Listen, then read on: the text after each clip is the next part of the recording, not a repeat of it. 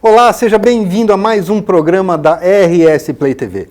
Aqui nesse programa você vai acompanhar um bate-papo leve, descontraído. Nós vamos conversar desde a tecnologia e das técnicas mais avançadas até mesmo sobre sabedorias mais antigas.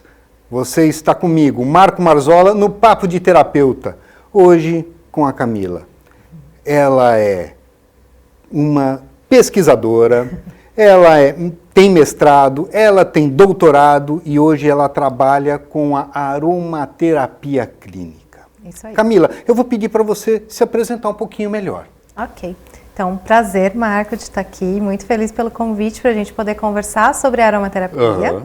Eu sou Camila Castelã, sou aromaterapeuta clínica integrativa hoje. Venho, como você já falou, da área da pesquisa, então sou pesquisadora, sou biomédica de formação, tenho mais de 20 anos aí de biomedicina e estudo neurociência e farmacologia a minha vida inteira. E decidi trazer essa visão da neurociência e da farmacologia aplicada à aromaterapia no cuidado da saúde mental. Então, tanto disruptivo, né, no começo, mas hoje já é um tema que está sendo bastante relevante, é um tema que eu estou conseguindo atrair bastante pessoas para entender mais a fundo o funcionamento dos óleos essenciais e usá-los como ferramentas terapêuticas, que é de verdade o que eles são, né, são aí princípios químicos da natureza que usamos como ferramentas terapêuticas para cuidar de diversos tipos de transtornos. Que legal. Mas me fala um pouquinho, como é que foi essa sua transição da carreira acadêmica, pesquisadora, para a aromaterapia? Bom, a gente sempre tem uma história que é uma história que carrega uma certa emoção, né? No meu caso, a aromaterapia chegou na minha vida por conta do meu terceiro filho. Então, no nascimento dele, ele tinha convulsões. Ele era uma criança muito, muito agitada, hiperativa, ele quase não dormia à noite, ainda recém-nascido.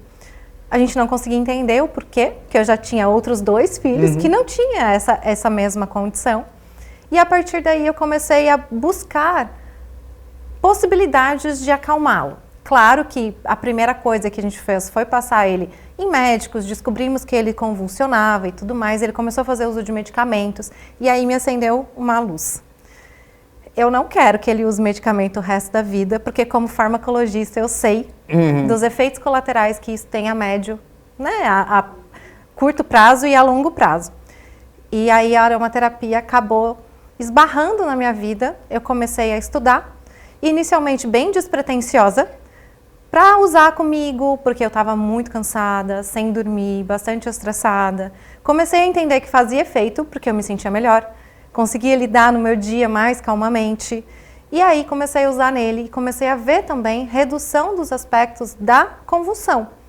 E a partir daí eu falei, não é possível que isso não tenha uma explicação.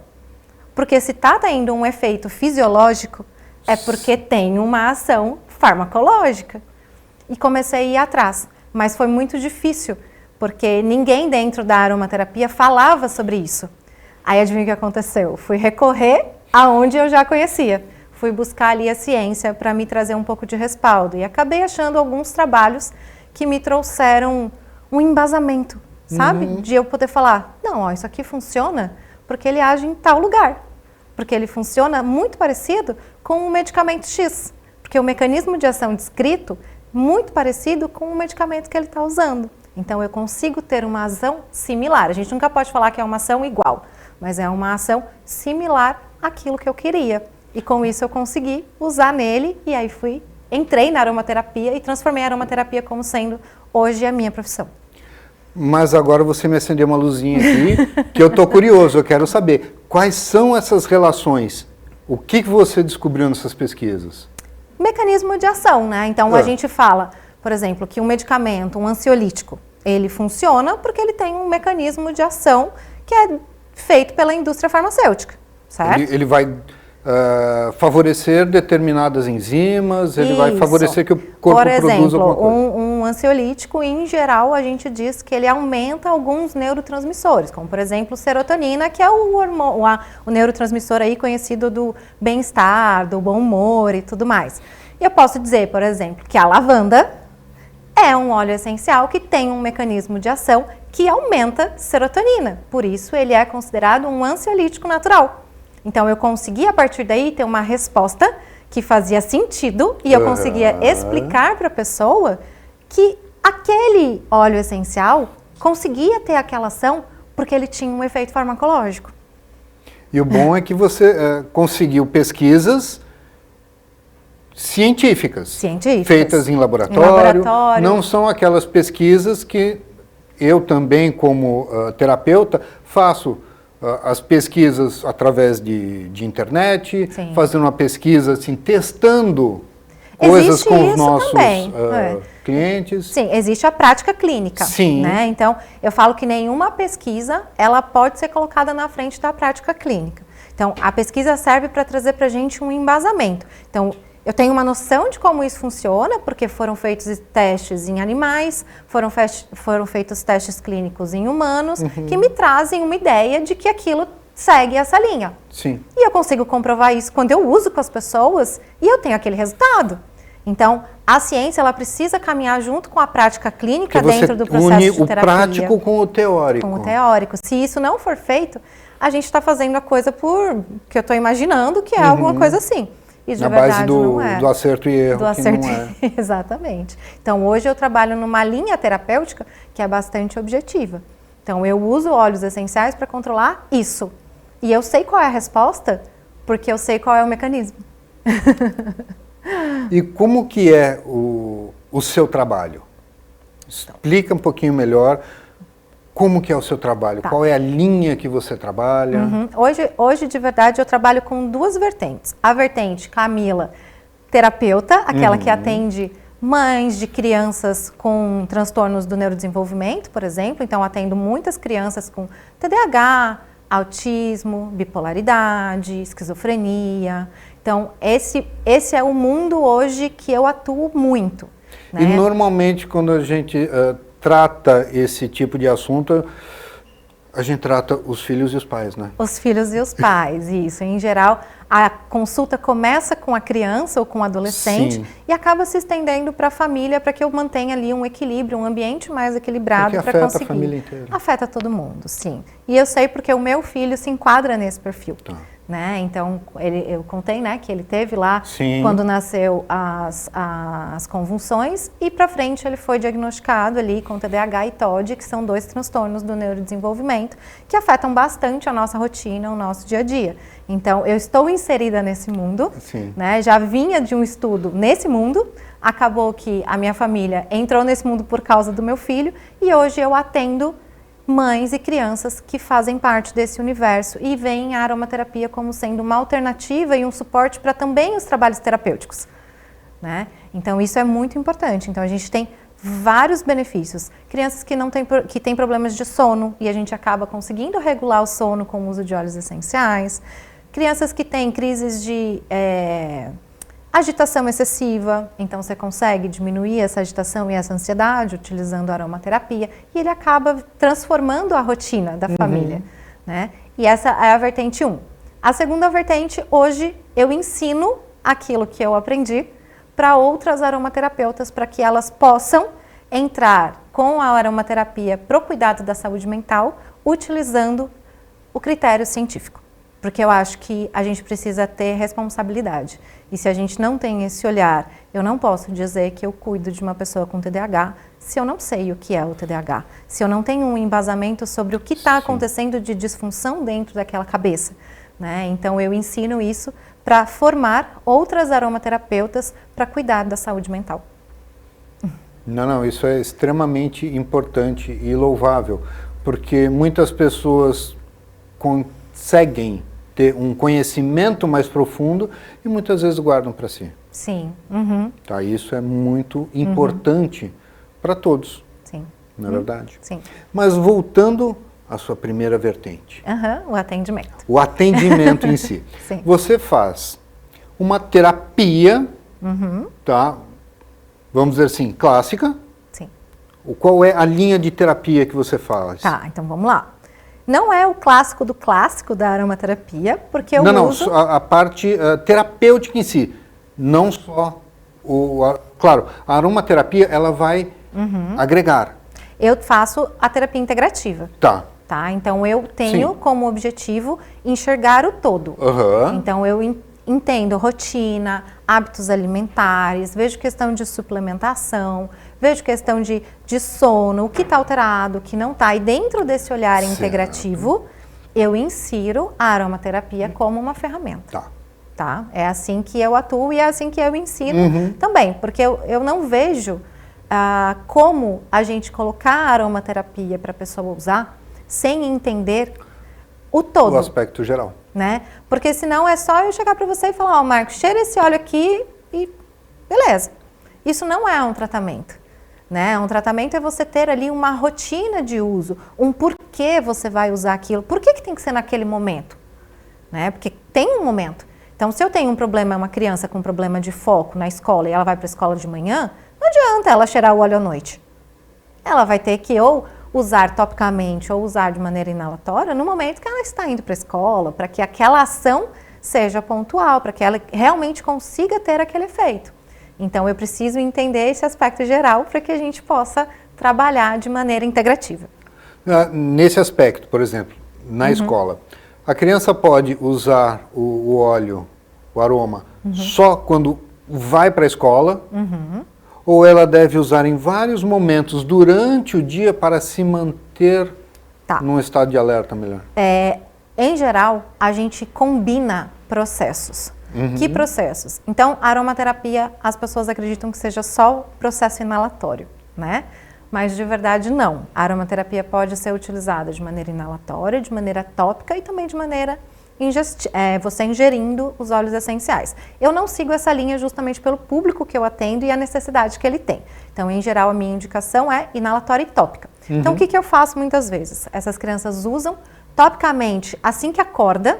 Por quê? Porque eu vou ter um processo de absorção, essas moléculas vão ser distribuídas no meu corpo, elas começam a ter uma ação. E quando ele vai para a escola, em geral, posso pegar aqui para a gente ver? Por favor.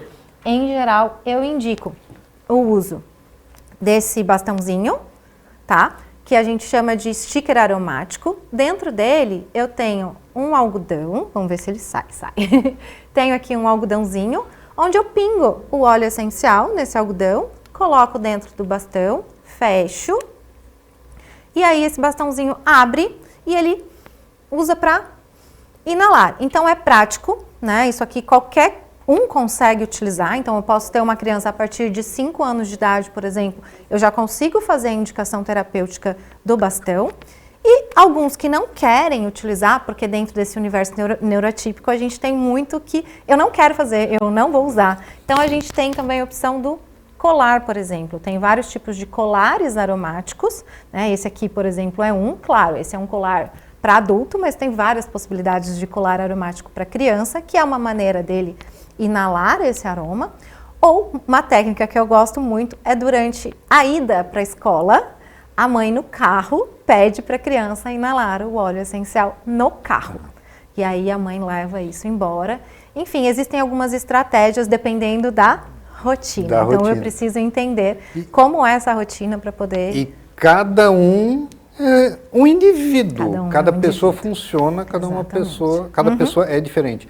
Existem crianças que realmente não querem né, fazer algo diferente na escola, perto dos amiguinhos. Exatamente. Então aí a gente precisa dessas estratégias que acabam sendo estratégias terapêuticas, onde ele consegue sustentar ali o foco e ele não precisou ir para a escola com nenhum tipo de acessório diferente que vai chamar ali a atenção ou vai tirar o foco dele, porque às vezes as outras crianças acabam... o que é isso? Por que você está fazendo isso? E tudo mais. E a gente sabe que muitas realmente não gostam. Tá? Sim. Eu acho que elas têm mais receio de ser excluídas do que seriam. Sim, realmente. Exatamente. Mas temos que respeitar. Temos que respeitar, sim. É verdade. Mas eu vi que você trouxe vários aromas. Isso, vários aromas. Explica um pouquinho sobre eles que você trouxe, por favor. Eu trouxe, na verdade, alguns aromas para a gente conversar um pouco, para mostrar que existem muitas possibilidades de óleos essenciais. Então, por exemplo, aqui eu tenho um óleo de laranja doce, né? A laranja doce é um óleo bem versátil, onde eu uso para trazer uma calma, uma tranquilidade. Eu costumo muito, quando eu falo de um óleo, trazer o princípio ativo que tem nele. Porque como, né, eu não consigo dizer só a parte filosófica da aromaterapia. Então, dentro desse frasquinho aqui, a gente tem uma quantidade enorme de um princípio ativo chamado de limoneno. E, bioquimicamente falando, ele aumenta um neurotransmissor, que é o neurotransmissor da tranquilidade, que é o neurotransmissor GABA. Então, ao inalar ou ao usar topicamente um óleo de laranja doce, eu tenho aquela sensação de paz, de tranquilidade, justamente por essa modulação, né? A única coisa que eu vou só ressaltar aqui, fazer um parênteses, é que esse é um óleo fotossensível.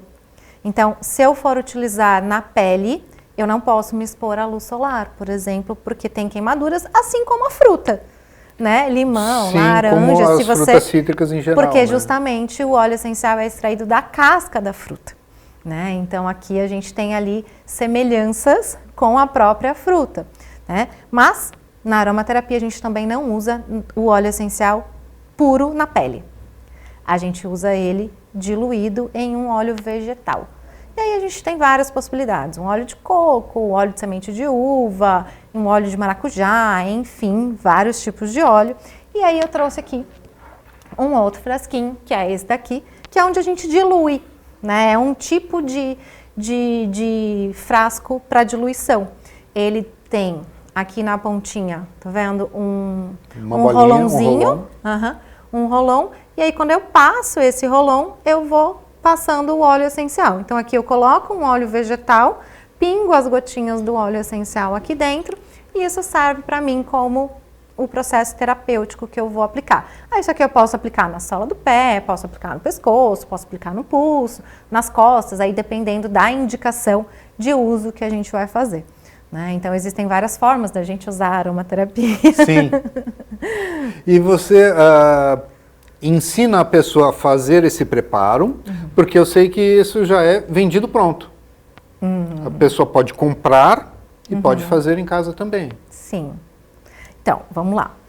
Dentro de um processo terapêutico, eu nunca indico uso de sinergias. O que a gente monta aqui dentro, em geral, são sinergias. O que são sinergias?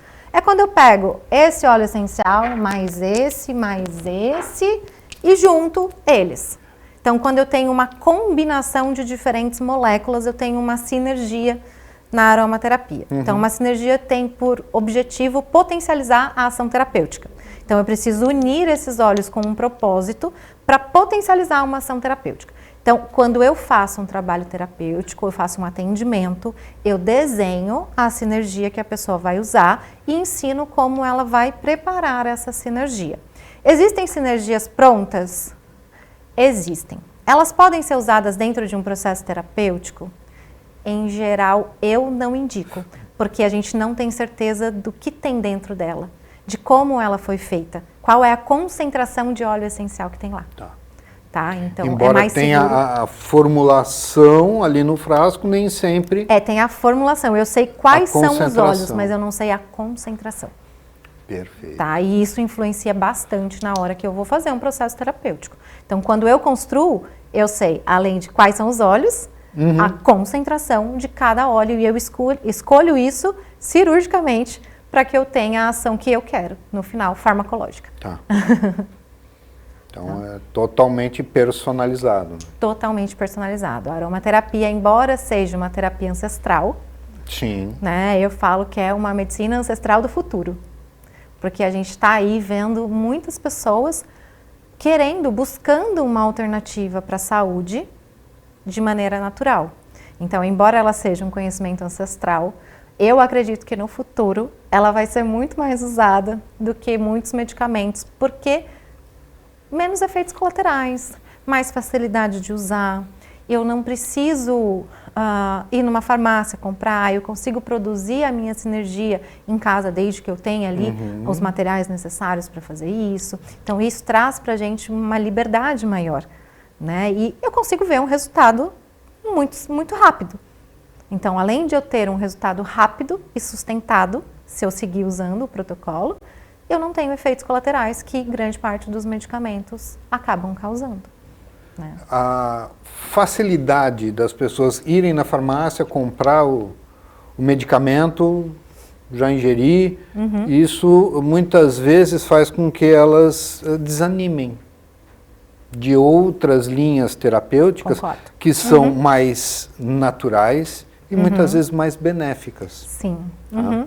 E às vezes as pessoas acham também que o prazo do tratamento é muito longo. Sim. Por Às isso vezes que a elas gente acham chama que de... demora muito para fazer efeito. É um tratamento terapêutico e não imediatista, né? Então é diferente de eu tomar um comprimido para dor no joelho, que eu vou tomar um anti-inflamatório para reduzir, um analgésico para tirar a dor. Não, a aromaterapia, embora tenha essa função analgésica e anti-inflamatória, ela vai te trazer um alívio rápido, mas você vai ter que seguir, assim como você vai ter que seguir tomando o remédio. Eu falo que, gente, a comparação é a mesma. Né? Só que você toma um remédio para dor de cabeça, a dor de cabeça passa, mas não quer dizer que ela foi embora. Com a aromaterapia, a gente consegue investigar de onde ela vem. E muitas vezes a gente consegue tratar a causa.